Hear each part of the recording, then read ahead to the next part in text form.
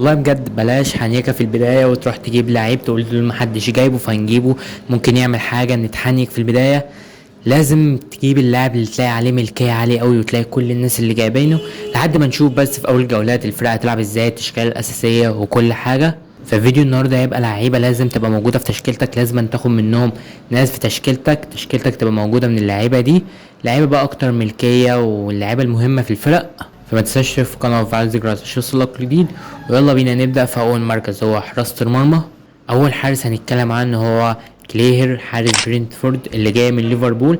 حارس كويس جدا وهيبدأ أساسي وبسعر كويس قوي 4.5. مش لازم تصرف في الحراس، انت ممكن تجيب الحارسين ب9 مليون، ممكن تجيب الحارسين ب4.5. عندك أول حارس هو كليهر، نسبة الملكية بتاعته هو أعلى حارس، نسبة ملكيته 32.2 من 10. وماتشاته يعني إلى حد ما كويسة أوي في ال5 ماتشات الأولى. أول 5 ماتشات عنده نوتنجهام وأستون فيلا وساندرلاند وتشيلسي وفولهام.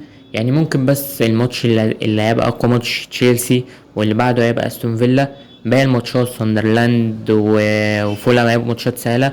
وانا حاسس اصلا ان نوتنجهام مش هتعمل زي الموسم اللي فات. حاسه الموسم اللي فات كان موسم استثنائي، حاسه الموسم ده هيبقى لحد ما سهل شوية.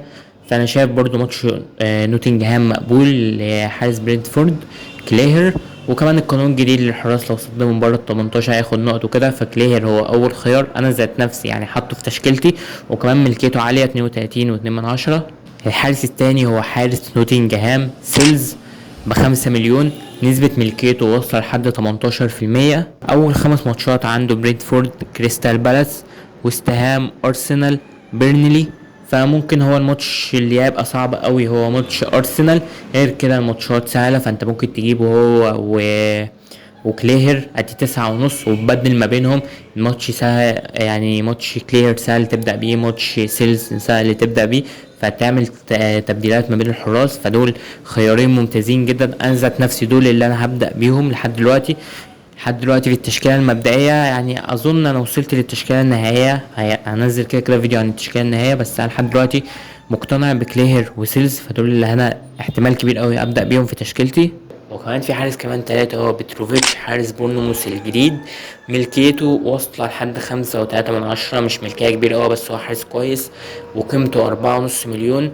عنده أول ماتشات بتاعته عنده ليفربول، وولفرهامبتون، توتنهام، برايتون، نيوكاسل، ليدز يونايتد، فولهام، كريستال باس. يعني الجدول في البداية صعب، بس بعد تالت ماتش بدأ يسهل شوية. فانت ممكن تجيب كلاهر وبتروفيتش وتبدل ما بينهم، سيلز وبتروفيتش بدل ما بينهم. وكمان الحارس الرابع اللي هتكلمكم عنه هو ايرولا، حارس وستهام ب4.5. ملكيته واصلة لحد 6.3 من 10، أعلى كمان من بتروفيتش. وأول ماتشات عنده تشيلسي، وعنده ساندرلاند، وعنده نوتنجهام وفولهام وكريستال بالاس. ماتشات حلوة قوي فانت ممكن تجيب وتبدل ما بينه. يعني دول الاربع حراس لازم أن تشكيلتك يبقى فيهم حارسين منهم. ما تروحش تجيب حد تاني، بلاش راية اول ماتش عنده اليونايتد في ماتش صعب. بلاش تجيب حراس من الفرق الكبيرة قوي. فدول 4 حراس لازم أن يبقى معاك حارسين منهم. انا من وجهة نظري انا معايا كليهر وسيلز، وممكن ابدل سيلز بايرولا فلسه مش مستقر قوي، بس انا مستقر لحد دلوقتي على كليهر وسيلز. فخلصنا مركز حراسة المرمى، نخش بقى على خط الدفاع. مش عارف هنختلف بقى في خط الدفاع ولا نتفق، احنا ممكن في حراسة المرمى نكون متفقين لحد دلوقتي. خط الدفاع بقى أول لاعب لازم أن يبقى معاك في تشكيلتك والملكية بتاعته واصلة لحد 33% وبسعر رخيص جدا 4.5. وما بيلعبش باك كمان، ده بيلعب جناح طاير، فهو محطوط في مركز الباك وب4.5. هو من وست هام، وان بيساكا من وست هام، جناح طاير. مساهماته التهديفية وصلت الموسم اللي فات ل7 أو 8 مساهمات. دايما جناح طاير ما بيلعبش باك، وكان من اكتر اللاعبين اللي كانوا بيقطعوا كور بيعملوا نقط دفاعية الموسم اللي فات. فبعد القانون الجديد النقط الدفاعية ليها نقط فانتازي، فده برضو هيبقى اضافة لون بيساكا، فدي افضل خيار واللاعب اللي المفروض تجيبه. لك ان تتخيل 33% من اللي بيلعبوا الفانتازي لازم يبقى معاك. وزي ما انا بقول لك انت لازم يبقى معاك لعيبه من اللعيبه الاكتر ملكيه، عشان احنا لسه في البدايه. فمثلا كله جاب نقط نطلع كلنا مع بعض، كله خيش فننزل كلنا مع بعض. بلاش تروح تتحانك وتجيب لاعب نسبة ملكيته 3 من 10، 2 من 10، فتقولها ممكن يعمل فارق. خلينا مركزين اكتر على اللعيبة الاكتر ملكية. واللاعب التاني هو فريمبونج من نادي ليفربول. هو احنا لسه مش مستقرين قوي عليه، مع ان نسبة ملكيته عالية جدا، وصلت لحد 28%، وعنده ارسنال، نيوكاسل، بورنموث. بس في ماتش الميلان ارني سلوت نزله مكان صلاح، فلسه مش عارفين هل هيعتمد عليه جناح وصلاح هيريح في اغلب الماتشات وهيثبت برودري ولا لا، فلسه مش مستقر قوي. بس انا عن نفسي هبدأ في فريمبونج لحد ما نشوف اول جولة ايه اللي هيحصل. والمدافع التالت برضو هو من استون فيلا، كونسا، اللي نازل بسعر رخيص جدا، 4.5، وبان الموسم اللي فات ان هو كويس قوي، وكان معانا كمان الموسم اللي فات. نسبة ملكيته كمان عالية قوي، 24%، عنده بريتفورد ونيوكاسل واستون فيلا، فده لازم يبقى معاك سواء هتحطه على الدكة او سواء في التشكيلة الاساسية. واللاعب برضو اللي لازم ما يطلعش من تشكيلتك زي وان بيساكا هو ريان ايات نوري من مانشستر سيتي. نسبة ملكية ريان ايات نوري وصل لحد 27% او 28%. عنده ولفرهامبتون وتوتنهام، من اكتر الباكات اللي السنة اللي فاتت كانت سددت على الجون 31 تسديدة، ومن اكتر الباكات اللي صنعت اهداف. ومبالغ ده كان مع ولفرهامبتون. مع السيتي هيبقى حل تاني اكتر، وجوارديولا بيلعب على الهجوم فهيبقى مفيد جدا وهيعمل نقط كتير. فريان ايات نوري ووان بيساكا، اتنين دول ما يطلعوش من تشكيلتك. انا بالنسبه لي في برضو كوكوريا كويس جدا، بس الاخبار اللي هو رايح النصر فلسه مش عارفين. فانت لازم يبقى معاك مدافع من تشيلسي. عامه كوكوريا وصلت نسبه ملكيته لحد 24%، وسعره 6 مليون، فسعره كويس جدا. في نص الملعب بقى اول خيار لازم يبقى معاك هو محمد قدوس من توتنهام، منتقل حديثا من وست هام. نسبة ملكيته واصلة لحد 27.5%. هي عنده بيرنلي وعنده بورنموث وعنده مين تاني، وعنده مانشستر سيتي. وب6 مليون، 6 مليون ونص. وكان من افضل نجوم مستهام بعد بوين. هو ما كانش محظوظ قدام الجون، كان بيشوط كتير قوي وبيضيع فرص، ما كانش محظوظ، عشان كده بوين هو اللي كان لعب اكتر مع وستهام. بس لعيب ايجابي على المرمى، وهيبقى نجم توتنهام الموسم الجاي، فلازم يبقى معاك في التشكيله. وكمان نسبته عاليه 27%. وتاني لاعب محمد صلاح، ما ينفعش نبدا فانتازي من غير صلاح، مع ان يعني ممكن اللي متوقع يعني اللي صلاح ما يبقاش نجم الموسم في ليفربول، في وجود بقى فيرتس وكاتيكي وايزاك اللي ممكن يجي، فريمبونج، كيركس، كل اللعبه دي. فصلاح ممكن ما يبقاش نجم الموسم ده متوقع، ممكن يميل للصناعة اكتر. فتخيل كان بيصنع لدارون نونيز وبيضيع، دلوقتي قدامه اتيكيتي او ايزاك وفيرتس في نص الملعب كمان. فصلاح ممكن يميل للصناعة، مع ان نسبة ملكيته عالية جدا، وصلت لحد 57%، ونازل بسعر غالي قوي 14.5.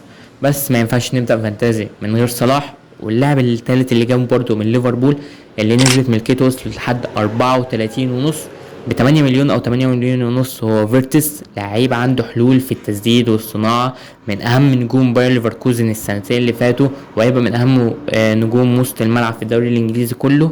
فانت لازم يبقى معاك واحد من ليفربول في نص الملعب على الاقل، سواء صلاح او سواء فيرتس، لازم يبقى معاك واحد على الاقل، يعني صلاح ومع فيرتس. وكمان اللاعب الرابع روجرز نجم استون فيلا، اللي نسبة ملكيته وصل لحد 22.7، وبسعر يعني رخيص، 7 مليون، فده خيار كويس جدا في نص الملعب.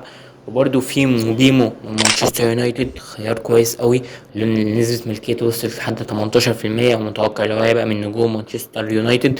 فتخيل هيلعب جناح وهيبقى قدامه كونيا هيصنع له اهداف. فهنشوف بقى مانشستر يونايتد هيلعبوا ازاي. انا متحمس جدا هنشوف اول جولات الموسم، يعني كل اللعيبه الجامده دي ونسبه الملكيه العاليه قوي. عايز اشوف الفرقه تلعب ازاي، وهنشوف هنجيب مين بقى، نغير مين في الجولات. واللي نسبة ملكيته برضو عالية جدا وتخطط 50%، 51%، هو بالمر ب10.5 من تشيلسي. لازم يبقى معاك واحد من نص ملعب تشيلسي على الأقل، سواء معاك فلوس أو معاك فلوس تجيب بالمر، معاكش فلوس تجيب بقى يعني انزو فرنانديز. ده يعني حنيكة بقى. انزو فرنانديز مش عارف، مع انه يعني بيصنع كتير، مش عارف نسبة ملكيته قليلة ليه، 5.3. انا عن نفسي انا جايب انزو فرنانديز وهبدأ بيه. فانت لازم يبقى معاك واحد من نص ملعب تشيلسي، معاك فلوس فجيب بالمر، معاكش فلوس جيب انزو فرنانديز. وبرده في ريان شرقي من مانشستر سيتي، متوقع اللي هو يبدأ اساسي، ونسبة ملكيته وصل لحد 12%. متوقع اللي هو يبقى من ثلاثي خط هجوم مانشستر سيتي، هو على اليمين وعلى الشمال مرموش وهالاند. فدول كانوا لعيبة نص الملعب من وجهة نظري، واللعيبة الأكتر ملكية كمان. لازم يبقى معاك من اللعيبة دي على الأقل 2 3 في نص الملعب، انا عن نفسي انا جايب محمد قدوس وصلاح وانزو فرنانديز وريان شرقي، فدول اللي انا هبدأ بيهم. والصراحة كنت متحنك في التشكيلة المبدئية وكنت هجيب ريندرز، بس قلت لا لا خلاص. وكمان جايب روجرز، صحيح حاطط روجرز كمان في التشكيلة من استون فيلا. اللاعب التاني من تشيلسي جواو بيدرو، نسبة ملكيته واصلة لأكتر من 60%. أنا حاسس إن جواو بيدرو ده نسبة ملكيته أعلى لاعب 60%. أنا حاسس إن ده اللاعب الخازوق في أول جولة وتاني جولة وتالت جولة، حاسه مش هيعمل أي حاجة تانية. وكمان لاعب ارسنال الجديد جواي كيلسي اللي نازل بسعر كويس جدا، اقل من كنا متوقعينه 9 مليون، فخيار كويس جدا. هو وعنده ساكا ومارتينيلي وتروسارد واوديجارد وزوباميندي، فلاعيبه تصنع له اهداف. جواي كيلسي خيار مهم قوي. بوين من وست هام نجم الفرقة بعد رحيل محمد قدوس، نسبة ملكيته واصلة لحد 20%. وفي واتكنز نجم استون فيلا، نسبة ملكيته واصلة لحد 15%، وهو اللي معاه ضربات الجزاء. وهي في بقى سولانكي من توتنهام، نسبة ملكيته وصل لحد 16.5% وب8 مليون بس. فسولانكي يعني اوبشن مميز جدا برضو. فانا جايب ايزاك وجايب جو بيدرو، وبفكر اجيب جوا كيرسي، لسه بفكر. انا برضو حاسس ان جوا كيرسي هيخيش، فكل متوقع. فالدوري الانجليزي مش زي الدوري البرتغالي. جوا كيرسي مهاجم سفاع، بس انا حاسس مش عارف ليه احساسي اللي هو هيخيش بعد الضجه اللي اتعملت عليه دي كلها.